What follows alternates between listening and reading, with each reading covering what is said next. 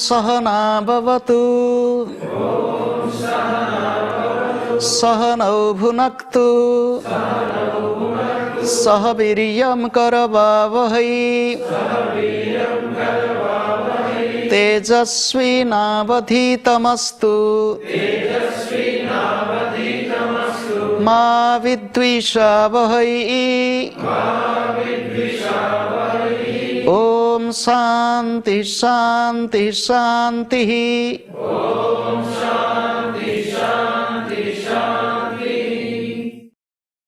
When one is convinced in something, gains confidence.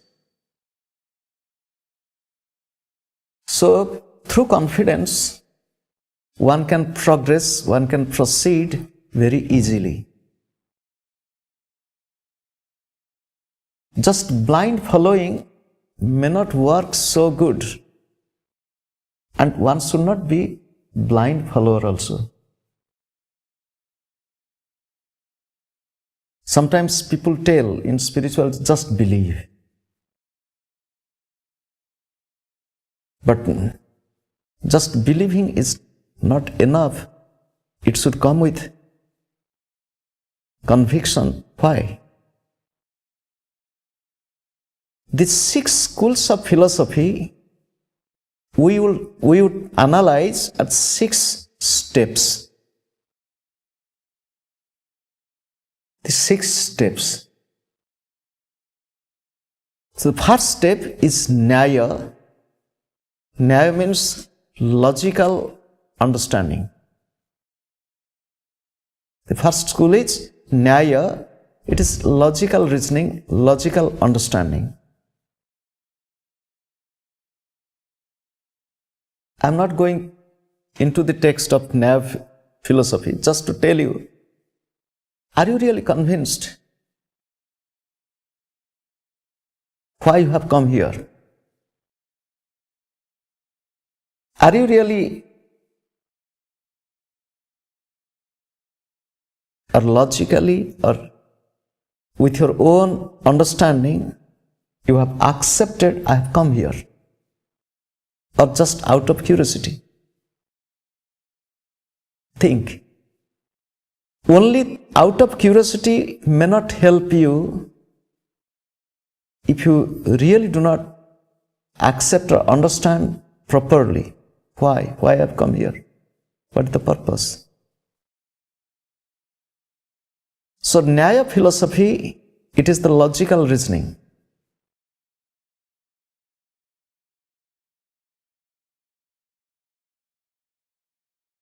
Why this creation?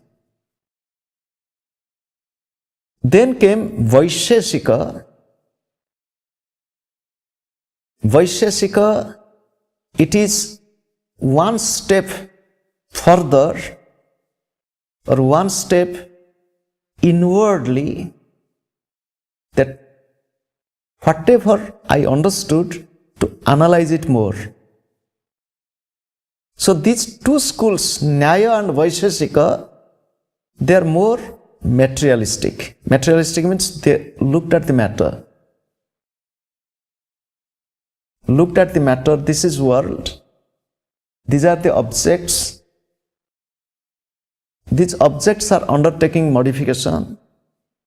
The objects which we see, they are constantly changing. It is not permanent. What I see today is changing tomorrow. So all these things, they are discussed in Nyaya and Vaisheshika. Suppose you logically you accepted, okay, I think it will help me. You came here, you saw the place, you saw the teacher, you saw the... So slowly understanding. The same with the creation also. Why did I come here? What is this world?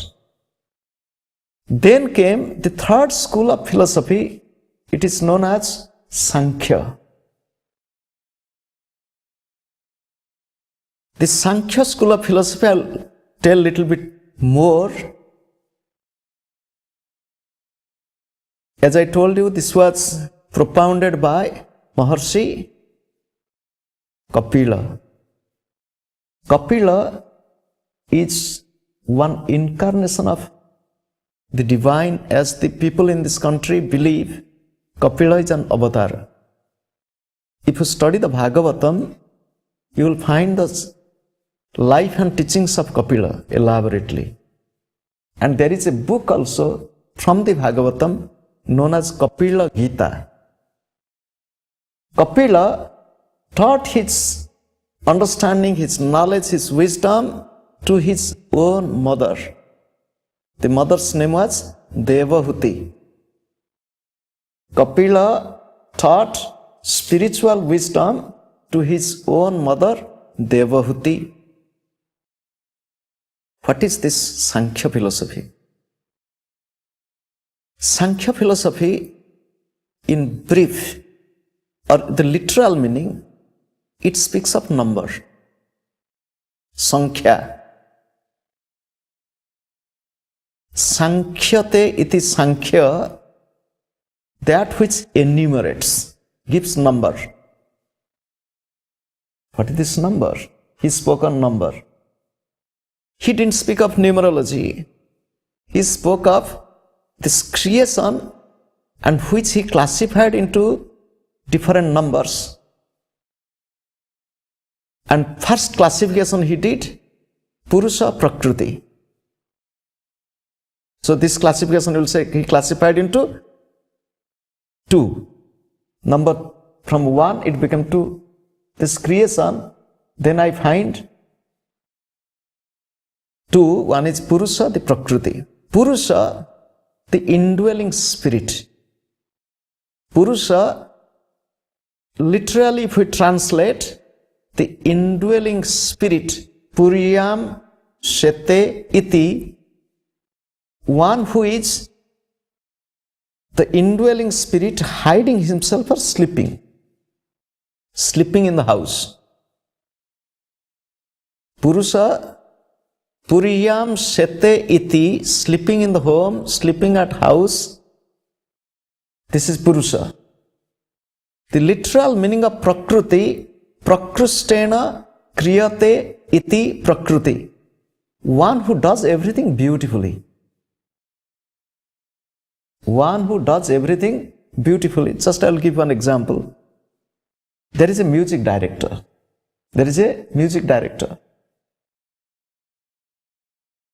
And there is a singer. Usually the singer is singing. We see the singer singing beautifully and we are thrilled. But we don't know who directed and who is that man, who is behind the singer, who directed, who. For example, you see this beautiful ashram. Somebody has planned maybe. Who is that? You'll think. You see this beautiful creation. Who created it? Who is behind? Who planned everything so systematically? Remember, this creation is beautiful. Creation is well planned. Creation is proper. Creation is just. And we who are living in this planet or on this planet, we are also little creators. What happened? The ultimate creator created everything beautifully. We can be complement to it or we can compete with it. If we are complementary to the creation,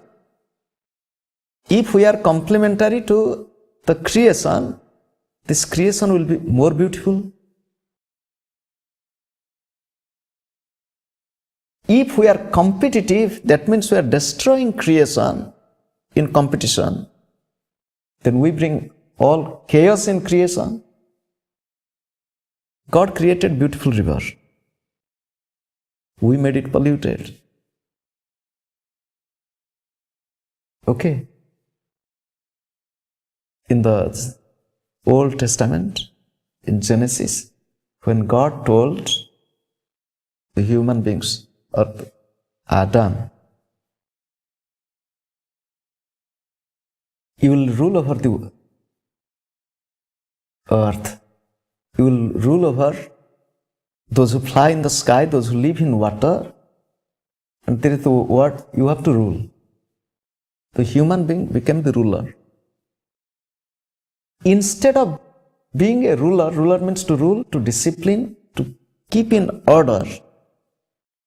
Human being became, do you know what he became or what she became?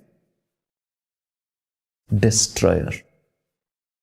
Just to think, your own life. God told you to rule your own life, to discipline your own life. But what is happening in day-to-day life? Are we really ruling it or disciplining it, or we are just destroying it, spoiling our peace, wasting time? Such beautiful life God has given to us, and every day if we look meticulously, what am I doing? Am I utilizing it or am I misutilizing it? One day it's gone, it is gone forever. It will not come back. However, Prakriti and Purusha, Prakriti, Prakrustena kriyate iti, one who does everything beautifully, creates everything beautifully, the beautiful creator. And Purusha, the indwelling spirit, you can take it as a beautiful divine couple. You can take it as a beautiful divine couple.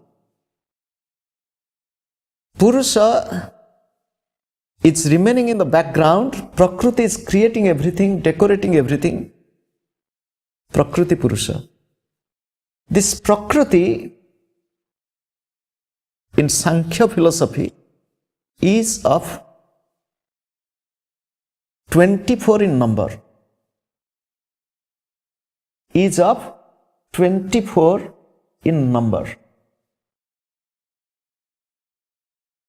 So you would be asking, what are these 24? So 24 plus 1, it became 25. So Sankhya philosophy speaks of 25 elements. 25, Prakriti is of 24 and Purusha 1, so total 25. We will discuss about this 25 in course of our discussing the Yoga Sutra. It would come. Now came yoga. Yoga philosophy for the first time spoke of God. Yoga philosophy for the first time in all this, in Nyaya, Vaisheshika, Sankhya spoke of Prakriti and Purusha. But Purusha, whether Purusha is God or not, he didn't tell. Yoga philosophy for the first time spoke of God, and the name of God in yoga philosophy is Ishvara.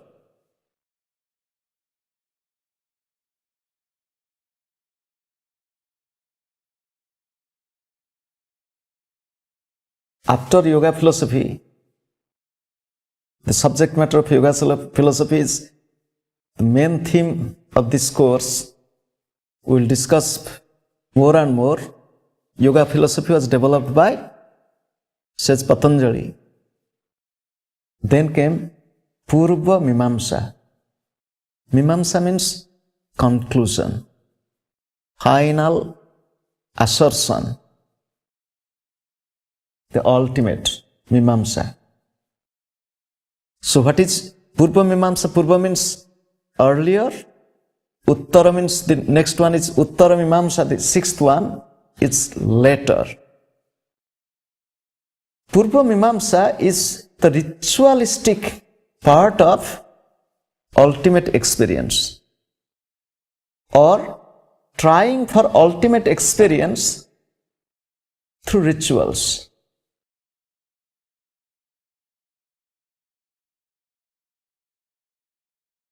Do worship, do this, do that, all these ritualistic practices. Uttara Mimamsa is otherwise known as Vedanta.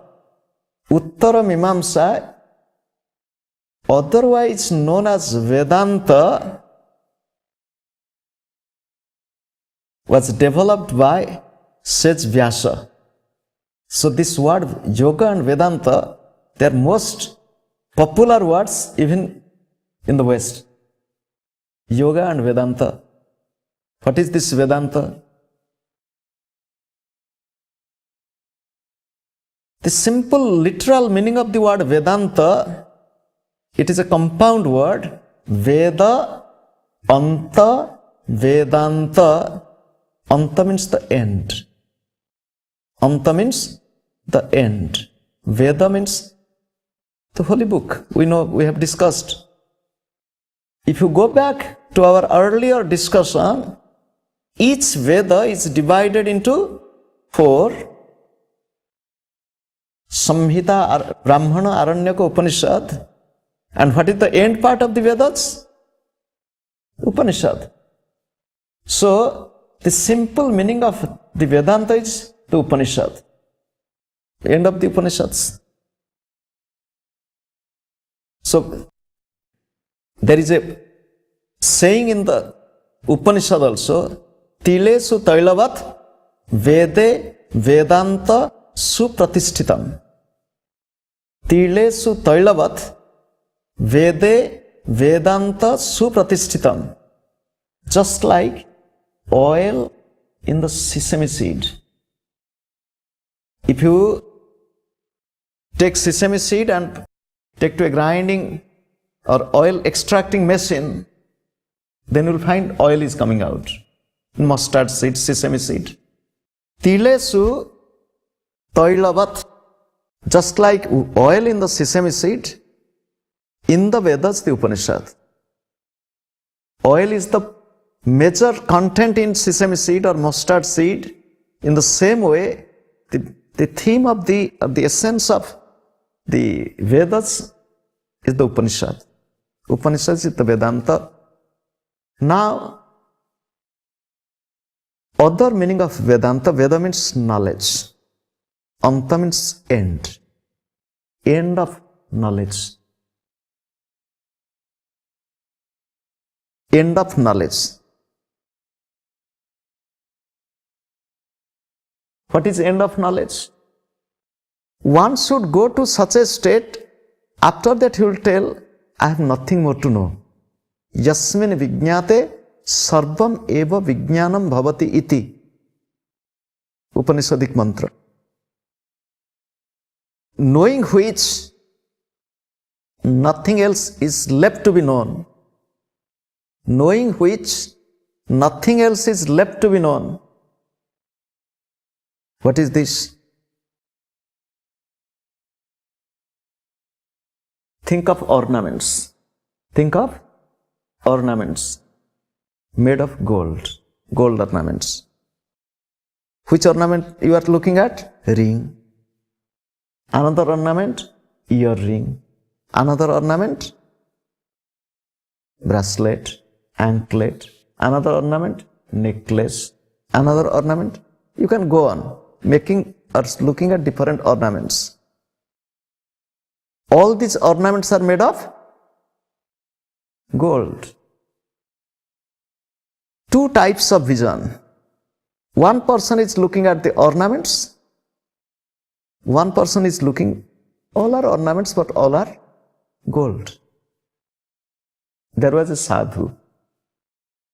A sadhu, he was a devotee of Lord Ganesha.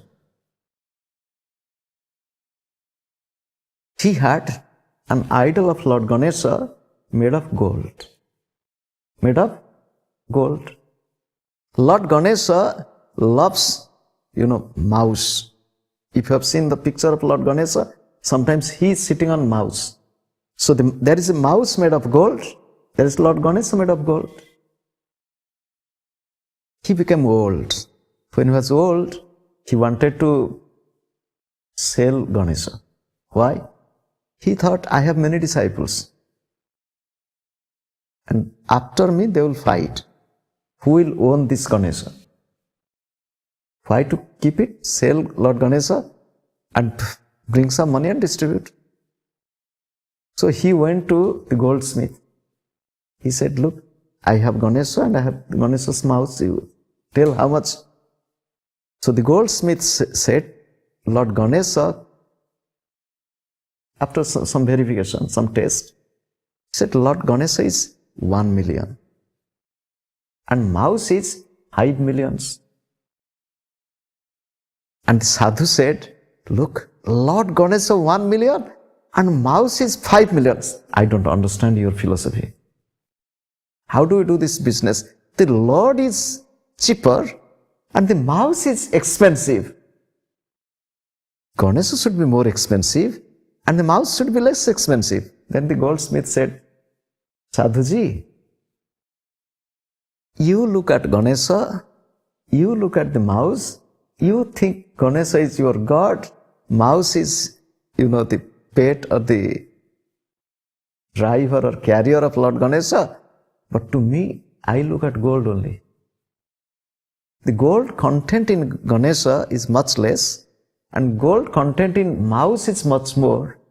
That's why mouse is more expensive, 5 million, and Ganesha is 1 million.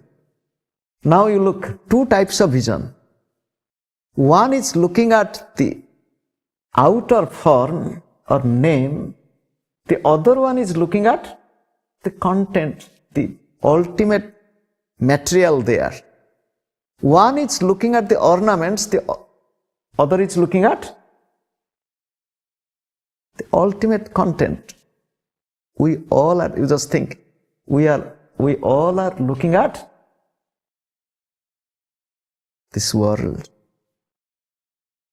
We all are looking at everybody, everything, but what are we realizing? Just do think. What is our experience? Analyze. That is why it is said, end of knowledge. Yasmin vijñāte sarvam eva vijñānam bhavati iti. Knowing which everything is known. Once one knows gold, one can understand all the gold ornaments. Once one realizes God or Brahman or in which aspect you love, everything is known. Okay? Yasmin vijñāte sarvam eva vijñānam bhavati iti. So Vedanta, it is the philosophy developed by says Vyasadeva, and it is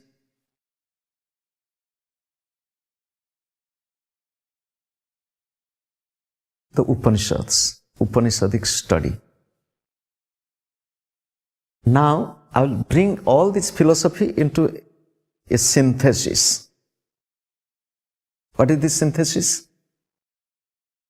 Synthesis is Yoga and Vedanta together. Yoga and Vedanta together. Vedanta is theory, Yoga is practice, and put together brings experience, realization.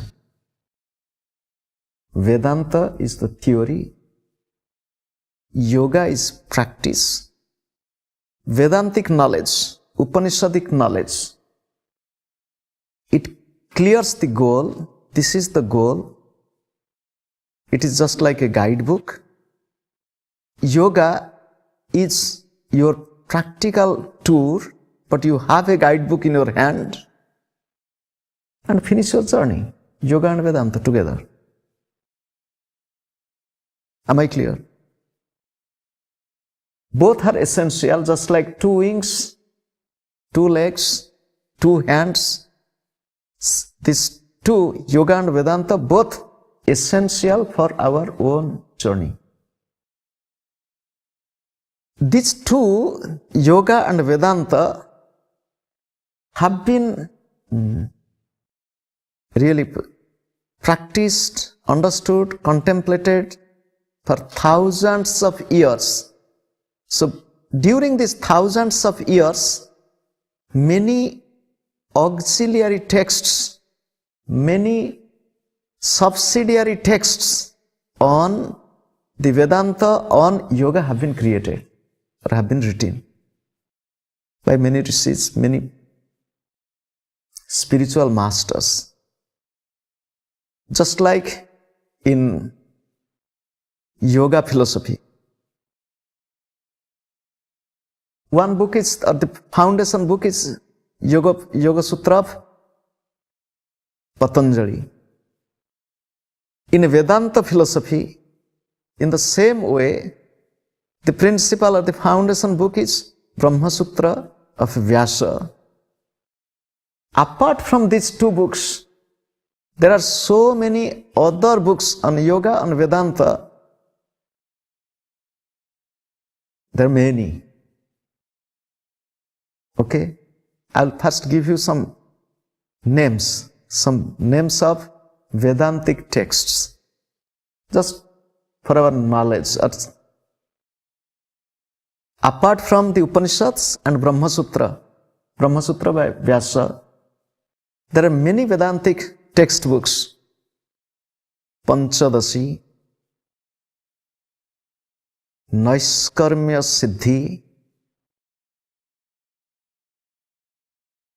Khandana Khanda Khadya.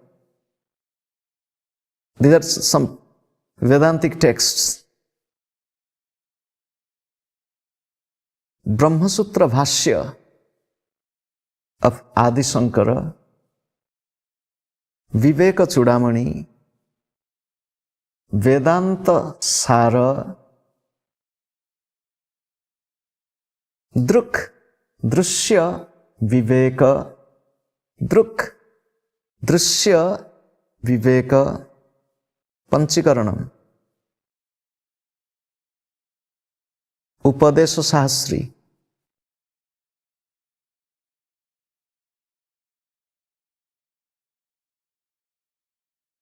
Atmabodha, Tattvabodha. There are many. I really cannot give you the exhaustive list. There are many. All these books are Sanskrit classical text. You know, when I was living with my master, he used to dictate and I was to write. He was to dictate and I was to write. And he dictates in a flow. If I tell Baba should stop a little, then that flow is disturbed. Okay? Before I talk about Baba, then I will take you back to Vyasadeva. Says Vyasa, the name of says Vyasadeva is not really, original name is Vyasa.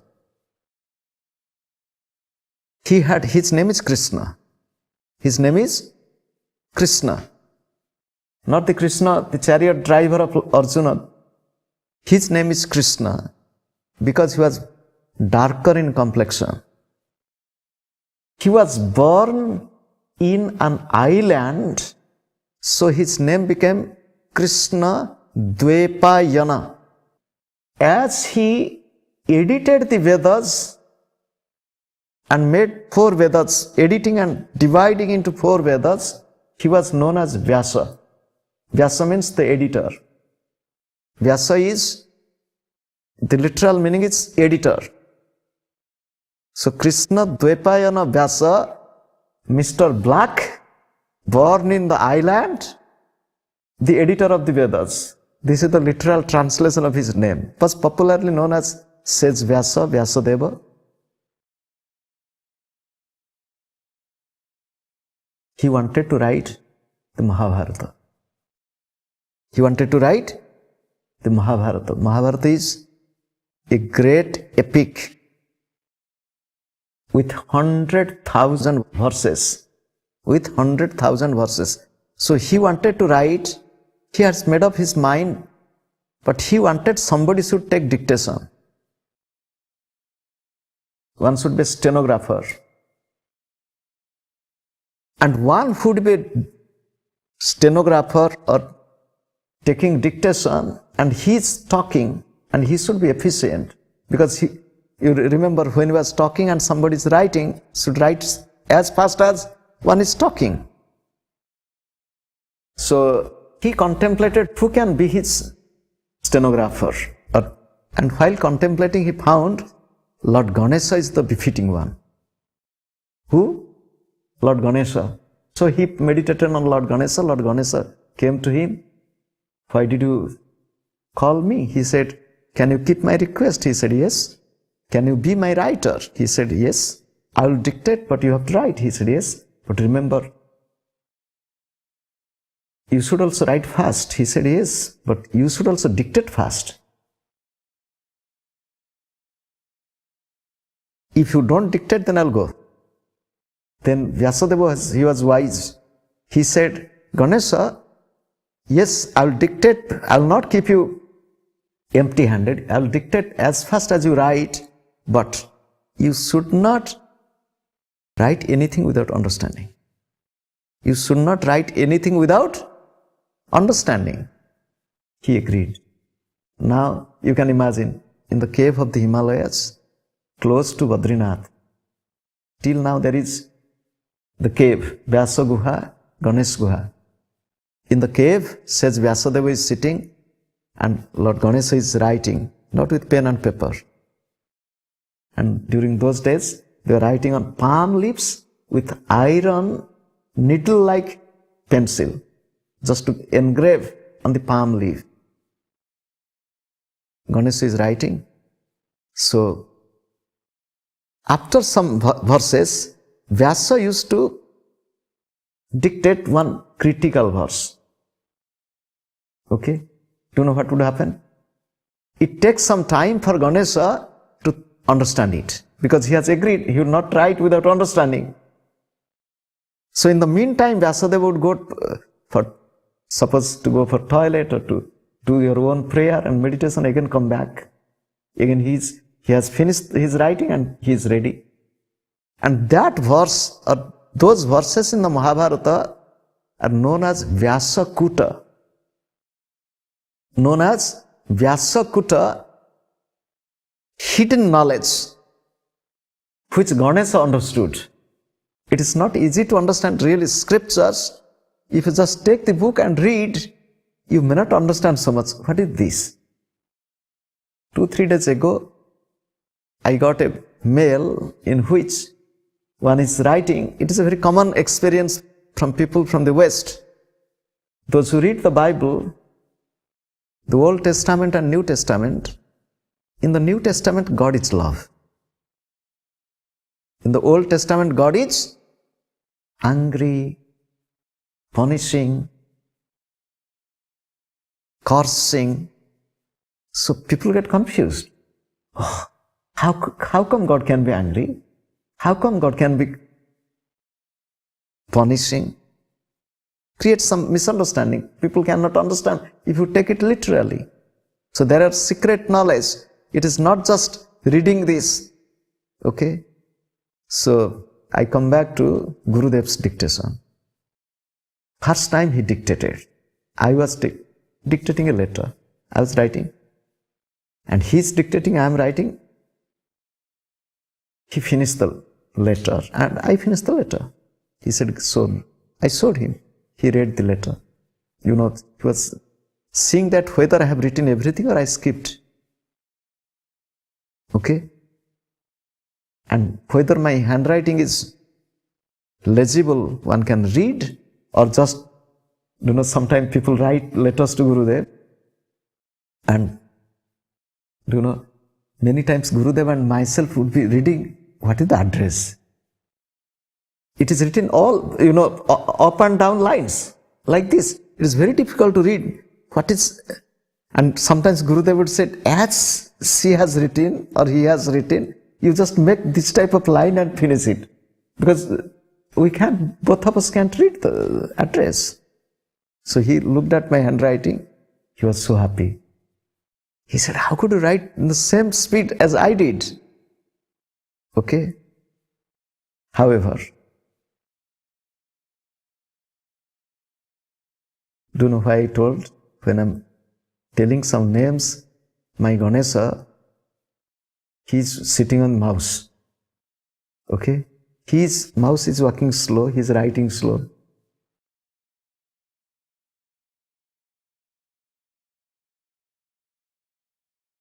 The books on Vedanta.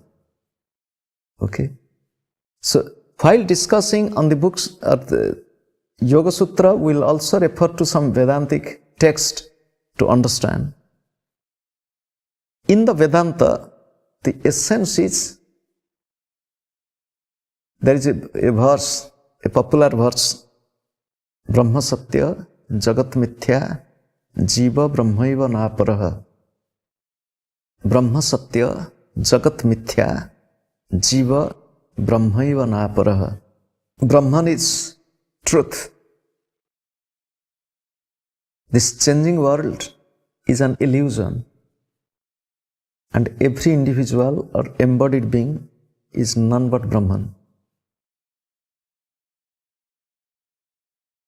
The essence is, if you study the Upanishads, there are few Mahavakyas. Ayam Atma Brahma, this Atman is Brahman. Prajnanam Brahma, wisdom is Brahman. Tattvamasi, you are that. Aham Brahmasmi, I am Brahman. It is said by the masters that these four Mahavakyas, Ayam Atma Brahma, Prajnanam Brahma, Tattvamasi, these three are the teachings of the master. Aham Brahmasmi, I am Brahman. Aham Brahma Asmi, I am Brahman. This is the experience of the declaration of the student. You just think, the teacher is teaching and the student is realizing. And the teacher is teaching, the student is going to that state, even more than that. You just think, a teacher, it is from the Upanishadic description, a teacher and a student living together. The teacher went out. Before he left, he told the student, look, here is the place where we keep this fire burning. Protect this fire. There is one religion. This religion is Zoroastrianism. The religion Zoroastrianism, Zarathustra. They are fire worshippers. This religion developed in Iran. Thousands of years ago. One of the ancient religions. For historical reasons, they had to leave the country.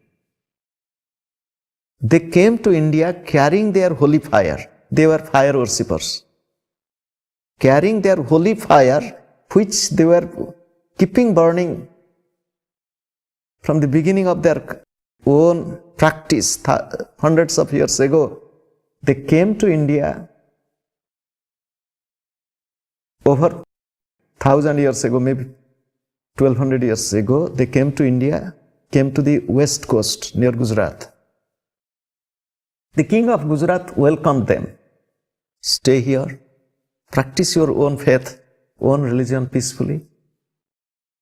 Don't disturb the practice of others, they will not disturb your practice. And they have been living in India. The same holy fire which they brought is still now burning. Can you imagine? The same holy fire which was burning in Iran from the beginning of the religion is still burning in their temples. In their temples, in some parts of India, they are fire worshippers. So here the teacher told the student, look, I am going, you keep this fire burning, protect it. Okay, I'll tell you another story. The story is the Guru and the disciple. It is not long back. It was within 150 years. Within 150 years, so far as I recollect. The Guru took the disciple to the Himalayas to meditate. Where? In which month? You have to meditate so year round. They were living in two small huts. Not nowadays. No global warming.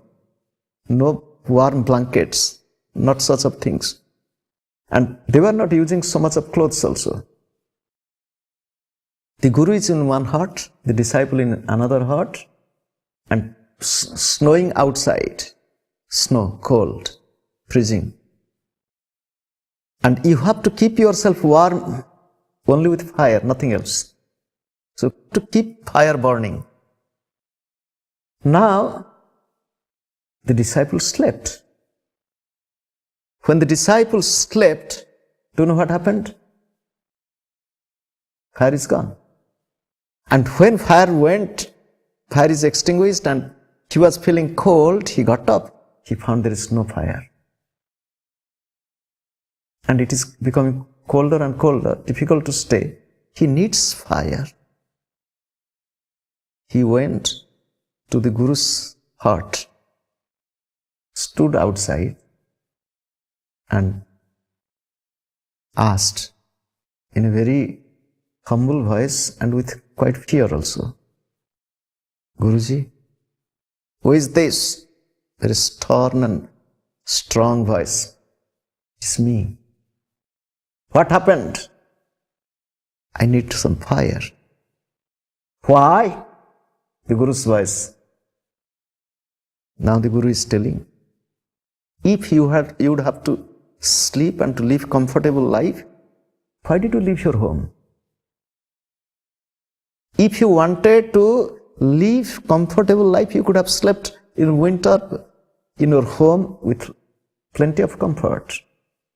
You left your home, you left your parents to sleep here. You can't imagine the strong voice and words of chastisement. Very strong. Okay? It speaks of teacher-student relationship also. Come back to the previous story when the Guru went and the student is protecting fire. You have to put wood, you have to see that the fire is burning.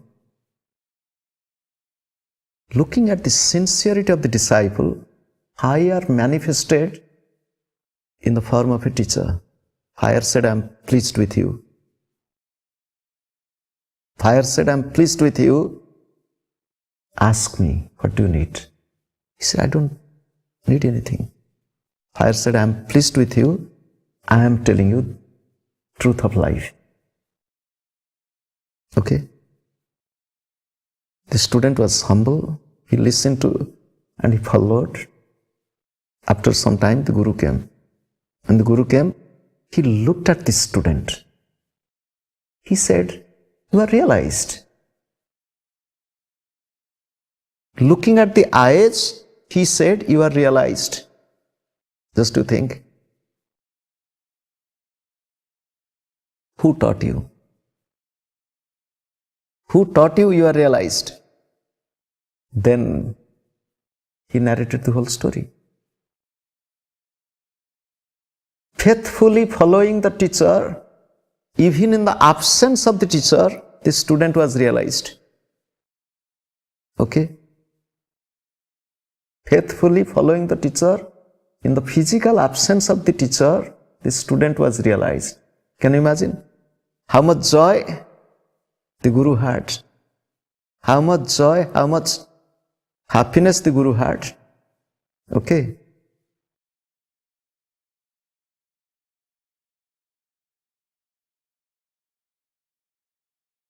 Let us come to yoga philosophy.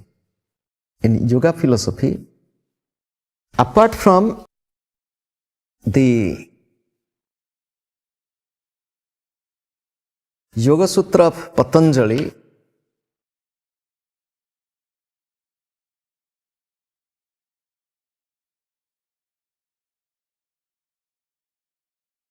There are many beautiful textbooks starting from the Upanishads. I will give you the names. If it is difficult for you to write, one who can write it easily can make a list and hang it. You can take note later on. As I told you, the Upanishads or the Vedas are the original source of the yoga philosophy.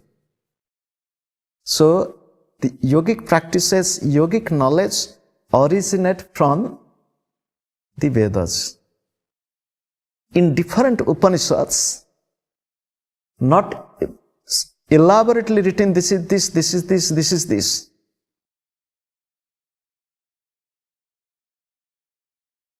In most of the Upanishads, you will find there is a description of yoga. Whether it is Katha Upanishad, whether it is Mundaka Upanishad, whether it is Brihadaranyaka Upanishad, whether it is Chandogya Upanishad, you will find in most of the Upanishads there is reference to yoga or there is some description of yoga. Among the principal Upanishads which we discussed before, Shvetashvatara Upanishad is the principal Upanishad which elaborately deals with yoga. Shvetashvatara Upanishad. Apart from Shvetashvatara Upanishad, Advaya Taraka Upanishad, Amrita Nada Upanishad, Amrita Bindu Upanishad. Don't get worried about the names. Shurika Upanishad, Teja Bindu Upanishad, Trisikha Brahmana Upanishad, Darshana Upanishad, Dhyana Bindu Upanishad, Nada Bindu Upanishad, Pashupata Brahma Upanishad, Brahma Vidya Upanishad, Mandala Brahmana Upanishad, Mahavakya Upanishad, Yoga Kundali Upanishad, Yoga Chudamani Upanishad, Yoga Sikha Upanishad, Varaha Upanishad, Chandilya Upanishad. These are the 20 Upanishads which speak of yoga more or less elaborately.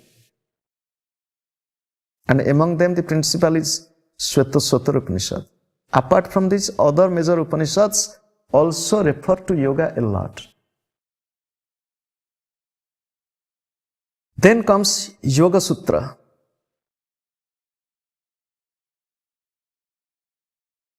Just I will take a little time, deviate from this list of books.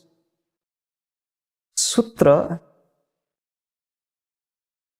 we'll discuss elaborately what sutra means. Sutras are very short, technical sentences. It is not always easy to understand. As we discussed of Brahma Sutra written by Vyasadeva, and on it the commentary was written by Adi Shankara, Brahma Sutra Bhashya. It is also known as Sharirika Bhashya. Brahma Sutra Bhashya or Sharirika Bhashya. Similarly, on Yoga Sutra, there is Bhashya. Bhashya means the commentary, elaborate explanation. Just to give you that how yoga is much older than Uttara Mimamsa of Vyasa. Yoga Sutra is elaborately explained in a Bhashya. It is by Vyasadeva, Vyasa Bhashya. Vyasadeva wrote commentary on Yoga Sutra. Sage Vyasa wrote commentary on Yoga Sutra, and Sage Vyasa wrote Brahma Sutra, and on Brahma Sutra who wrote the commentary? Adi Shankara. So from this you can easily understand the time period of Yoga Sutra and how is it older than even Brahma Sutra.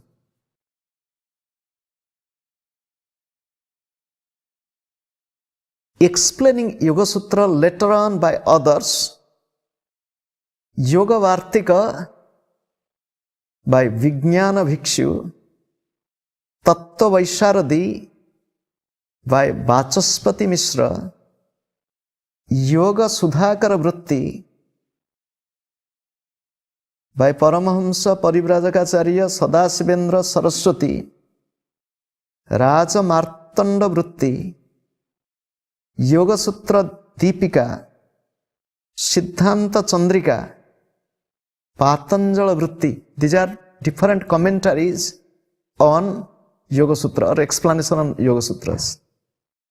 Apart from this, Yoga Sutra and its commentaries, there are other classical yogic textbooks, Shiva Samhita, Gheranda Samhita,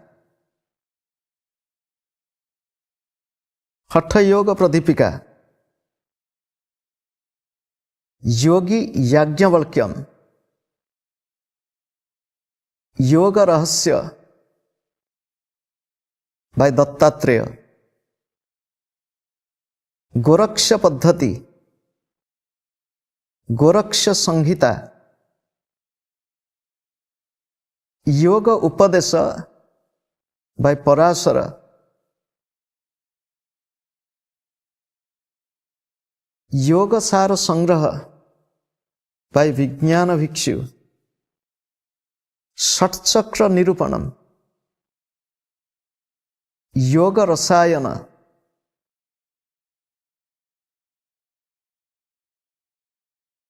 apart from these yogic textbooks, there are few other scriptures and Puranas where we have reference to yoga. Vayu Purana, Padma Purana, Kurma Purana, Shiva Purana, Markandeya Purana, Devi Bhagavatam, Srimad Bhagavata Mahapurana, Mahabharata, and another most beautiful book is Yoga Vasishtha Maharamayana.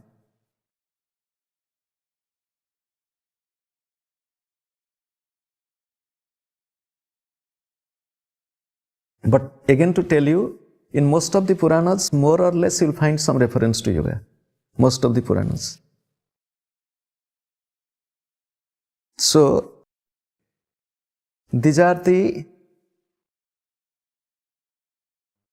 list of some books on the Vedanta, on yoga, some classical text, and all of these texts are in Sanskrit. Okay, close your eyes. With deep love, think of God.